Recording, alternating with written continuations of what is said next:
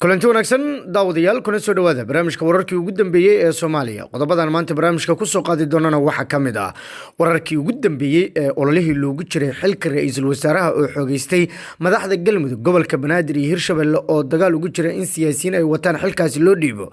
Mid kamid ah xubnihii ugu sarreeyay madasha xisbiyada qaran ee ay hogaamiyaan madaxweynayaashii hore oo si lama filaan uga mid noqday musharaxiinta raadinaya xilka ra'iisul wasaaraha. beesha caalamka oo iyadana soo bandhigtay nooca ra'iisul wasaare ee ay doonayaan in madaxweyne farmaajo uu magacaabo iyo madaxweyne farmaajo oo si degdeg ah uga jawaabay.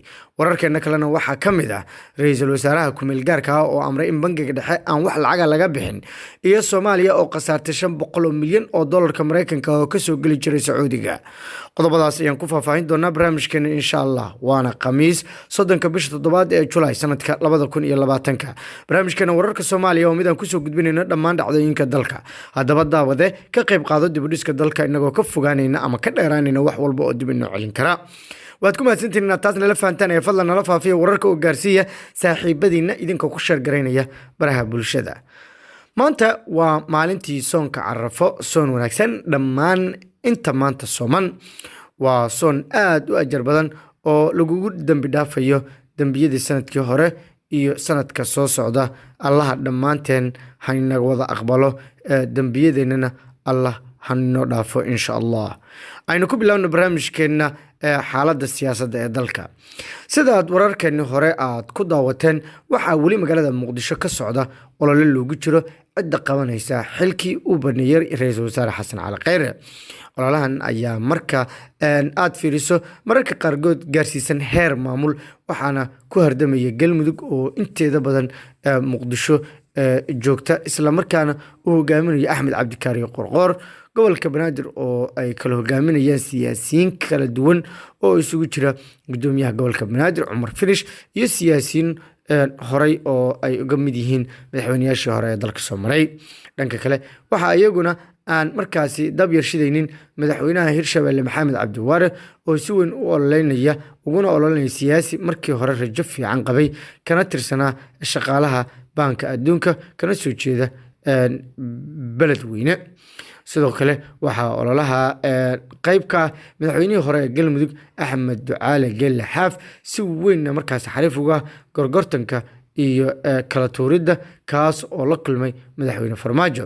madaxweynaha Soomaaliya Maxamed Cabdullaahi Farmaajo iyo saaxiibadiisa ku dhow ayaa arinta fursad weyn u arkay, maadaama baarlamaanku diyaar markaasi leeyahay inay meel mariyaan cid kasta oo la keeno ama madaxweynuhu soo magacaabo. laakiin qodobkan waxaa ku hoos dugan baa leeyahay muddo kororsi loo sameynayo hay-adaha dowladda oo gaarsiisan 2 sano. maamulka Galmudug oo ay markaasi taalay gogosha Dhuusamareeb 3 ayaa hadda u muuqan in ay wax shaqo ah qabteen. xataa weli ma aysan magacaabin cidda ugu matali doonta guddiga farsamada ee hore markaasi loo iclaamiyay shirka Dhuusamareeb 2. waxaana taas bedelkeeda ay si weyn uga mashquulsan yihiin sidii lagu xaqiijin lahaa xilka ra'iisul wasaaraha inuu noqdo mid ka soo jeeda deegaanada Galmudug.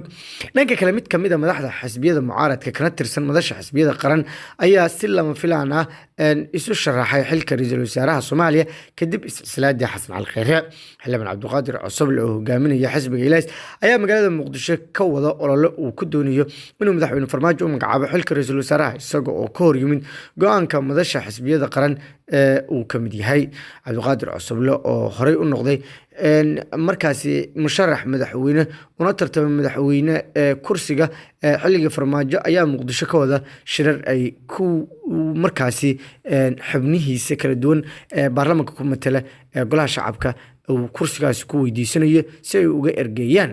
waxaana socda galaangalka lagu jiray madaxweyne Farmaajo lagu qanciyo inuu xilka ra'iisul wasaaraha u magacaabo musharaxan. xildhibaankan ayaa horey u ahaa mid kamid ah madaxda sida weyn uga soo horjeeda hogaanka madaxweyne Farmaajo, una cadcad madaxda mucaaradka, iyada oo aan la ogeyn sida uu markaasi ugu dhalatay rajada xilkan. laakiin waxaa aad u yar rajada laga qabo in xilka ra'iisul wasaaraha ninka loo magacaabo. madaxweynihii hore Soomaaliya Xasan Sheekh Maxamuud iyo Shariif Sheekh Axmed ayaa si cad u diiday in ay qaataan xilka ra'iisul wasaaraha oo kamid ah dowlad waqtigeedu 6 bilood oo uu ka harsan yahay. laakiin madaxweynaha Soomaaliya ayaa si weyn u raadinaya shakhsi aanan saameyn siyaasadeed oo xooggan aanan yeelan doonin marka la gaaro doorashada. xogta aan helayno ayaa tibaaxaysa in villa Soomaaliya aysan rabin ra'iisul wasaare la tartama madaxweynaha marka la gaaro doorashada soo socota, taa beddelkeedana ay doonayaan inay helaan ra'iisul wasaare fulinaya amarka madaxtooyada.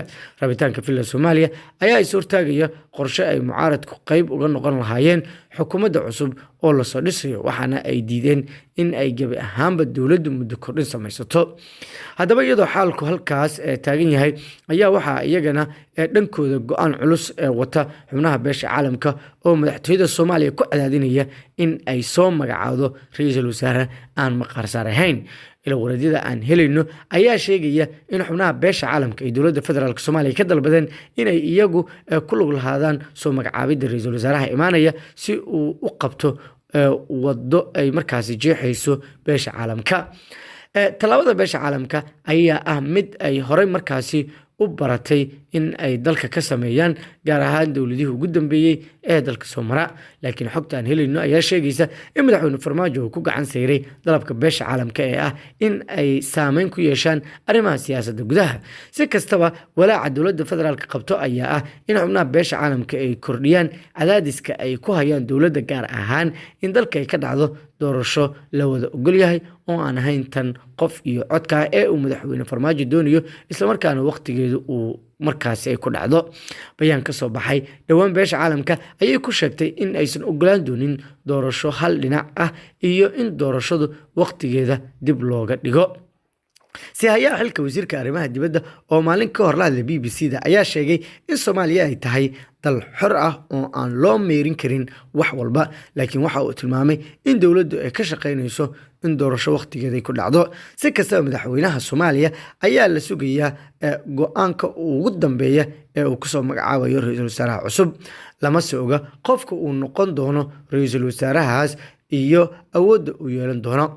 waxaa jira shakhsiyaad badan oo xilkaas u xusul duubaya, waxaana ka mid ah siyaasiyiin waaweyn oo qaarkood hankooda siyaasadeed uu aada u dheeryahay. lama se oga in madaxweynuhu ku qanci karaan qorshayaashooda siyaasadeed oo uu madaxweynuhu siin doono iyo qorshayaasha ay iyaga laftigoodaba wataan. wararka kusoo kordha ololaha ka socda Muqdisho iyo mustaqbalka villa Soomaaliya wararkeena dambe ayaan kusoo gudbin doonaa insha Allah. iminkana hayaa xilka ra'iisul wasaaraha dalka Mahdi Maxamed Guuleed Qadar ayaa wada olole uu ku hubinayo in markaasi in dhaqaalaha dalka aan loo adeegsan siyaasadda. mudane Mahdi ayaa kormeer howleed ku tegay xarunta bangiga dhexe ee magaalada Muqdisho, halkaas oo amar culus uu kusoo rogay. wararka ayaa sheegaya in Mahdi Maxamed Guuleed uu kulan la yeeshay maamulka bangiga dhexe, isla markaana uu kala hadlay dardargelinta shaqooyinka qaranka ay u hayaan iyo qodobo kale oo laga maarmaan u ah socodsiinta howlahooda. kormeerkan ayaa qayb ka ah baa layidhi dadaalka lagu doonayo in lagu xoojiyo waxqabadka hay'adaha dowladda iyo sidii loo dardargelin lahaa shaqooyinka loo hayo bulshada si uusan gaabis u imaanin ama uga imaanin adeegyada kala duwan. wararka ayaa intaasi ku daraya in Mr. Guuleed uu ku amray maamulka bangiga dhexe in lacagta laga bixin karin bangiga inta lagu guda jiro xaaladaha kala guurka ee dalka. muhiim ayay noo tahay korjoogteynta habsami u socodka shaqooyinka dowladda, ka hortagga saameyn ka dhalan karta isbeddelka siyaasadeed, la socodka hanaanka hirgelinta qorshayaasha hortobinta leh ee wasaaradaha xukuumadda iyo hay'adaha kale ee dowladda, iyo sare u qaadista isla xisaabtanka, hufnaanta iyo daahfurnaanta, ayuu boggiisa Twitterka soo dhigay hayaa xilka ra'iisul wasaaraha dalka. tan iyo markii uu madaxweyne Farmaajo 25 bishan sii hayay xilka ra'iisul wasaaraha u magacaabay Mr. Guuleed ayaa waxa uu booqday xarumaha dhaqaalaha dalka sida wasaaradda maaliyadda, dekedda iyo bangiga dhexe, taas oo uu sidoo kale ra'iisul wasaarihii hore ee dalka Xasan Cali Khayre uu mar walba kor kala socon jiray habsami u shaqayntooda. weli Warqad TV ayaad nagala socotaan. iminkana baqashada sanadkan uu baaqday xajka ayaa keentay in Soomaaliya ay qasaarto lacag dhan 500 oo milyan oo lacagta Mareykanka ah sanad kasta. xilligan oo kale waxaa dekedaha Soomaaliya gaar ahaan waa airborada Soomaaliya dekedaha Soomaaliya Boosaaso iyo Berbera ka dhoofi jiray malaayiin xoolo nool ah, kuwaas oo la geyn jiray mawsimka xajka oo dadka acmaasha gudanaya ay isticmaali jireen markaasi hadiyooyinkooda iyo udxiyada. gudashada acmaasha xajka oo bilowday maalintii talaadadii lasoo dhaafay waxaa saameyn weyn ku yeeshay cudurka covid-19 markaasi uu sababay fayraska corona kaas oo dunida si ba-an ugu faafay dilayna 100,000 oo qof. boqortooyada Sacuudiga ayaa sanadkan diiday in ay xajka markaasi loo yimaado ama dalka dibadiisa looga yimaado, waxaana ka qayb qaadanaya dad gaaraya 1,000 qof oo kaliya oo horey markaasi uga sii sugnaa isla gudaha Sacuudi Carabiya, halka ay ka qayb gali jireen 2 milyan oo qof. sanadkii hore 2019 ayaa la qiyaasayaa in xoolaha Soomaaliya ee la dhoofiyey oo Sacuudiga loo dhoofiyey ee dalka soo geliyeen adduun ku dhow 500 milyan oo dollarka Mareykanka, taas oo sanadkan noqotay mid aan la helin. waxa ay sidoo kale saameyn xoogan ku yeelatay dadka xoolo dhaqatada ah ee sanadkiiba mar ganacsigooda xooluhu uu wanaagsanaan jiray. intaas ayaan kusoo gabagabaynayaa daawadayaal wararkii ugu dambeeyay ee Soomaaliya. fadlan daawade waxaan ka codsanaynaa inaad wararkeena sii faafiso maadaama ay yihiin kuwa aan ka qayb qaadanaynin burburinta iyo dib u dhaca dalka balse xoojinaya horumarka iyo dib u dhiska dalka. ku share gareey baraha bulshada gaar ahaan Facebook si saaxiibadaada kale ay u helaan wararkan. tan iyo kulantideena dambe nabadgelyo.